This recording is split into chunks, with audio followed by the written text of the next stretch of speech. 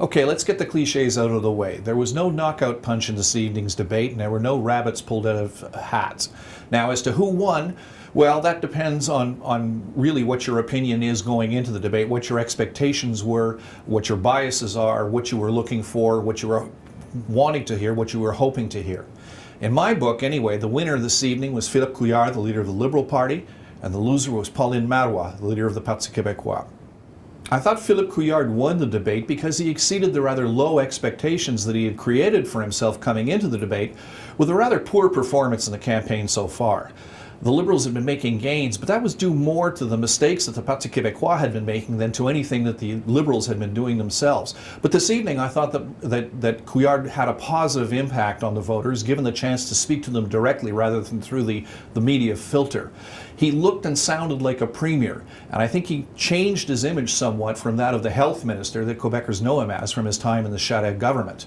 And also, I was surprised to see how little damage that the other leaders were able to do to him on the ethical questions, which I thought was an area where he was particularly vulnerable.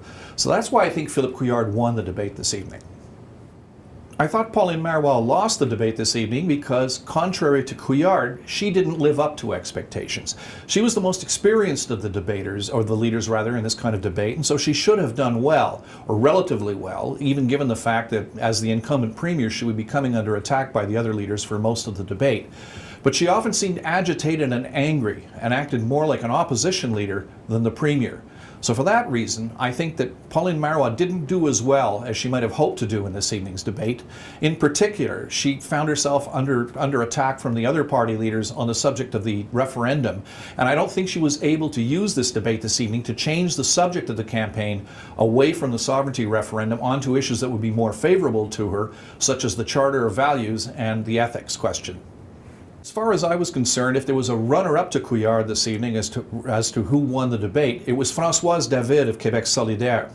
Now, Françoise David was just as good as she was in her first debate in 2012, and just as she did 2 years ago, she used this one effectively to try and win support away from the Parti Québécois, which is her main adversary in the election. The thing is, however, because we know Françoise David by now, she didn't have the element of surprise going for her this time the way she did in 2012.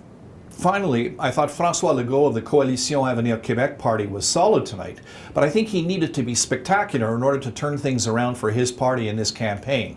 It was probably too little too late on his part. In all, I thought it was a good debate, more orderly and polite than some of the campaign debates we've had in the past, and an informative one. I think if voters watched the debate this evening and listened and paid attention, then I think that they gained a better understanding and a better appreciation of the positions of the different party leaders, even if they don't agree with them. But my opinion of the debate is only one opinion, and of course it's a subjective opinion. What really matters is whether the debate had any effect on the election, whether it had any effect on the campaign, how it affects public opinion. I don't think it changed the subject of the campaign away from sovereignty, but we'll know for sure in the coming days when we see what effect the debate might have had on the polls.